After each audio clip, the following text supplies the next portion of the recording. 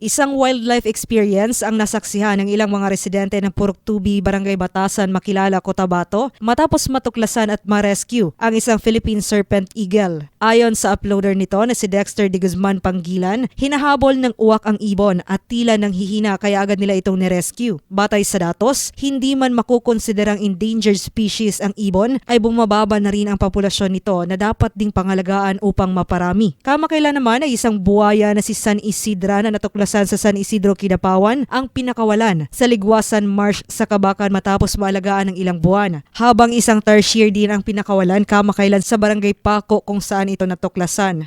Naniniwala si Green USM volunteer at wildlife expert Urban Pitugo nang makapanayam ito ng Radyo Bida na mahalaga na i-localize at i-integrate sa mga paaralan ang wildlife rescue operations upang ikampanya ang tamang handling sa mga nare-rescue na wildlife animals kasabay na rin ng kampanya sa kahalagahan ng mga ito at ng kalikasan. Binigyang diin ni Pitugo na hindi sapat na sa libro o internet lamang nakikita ng mga kabataan ang mga hayop, kundi dapat silang magkaroon ng personal na exposure upang maitanim sa kanilang puso ang pasyon at pagmamahal sa kalikasan. Ibinunyag din ng eksperto na sa kasalukuyan, ang wildlife response ang isa sa pinakanakaligtaan o neglected issue ng mga lokal na pamahalaan. Hinamon ni Pitugo ang mga LGU na maging proactive at magsanay ng kahit 2 responder sa bawat barangay upang hindi na maantala ang pag-rescue. Joanne Oranio, NDBC, Bida Balita.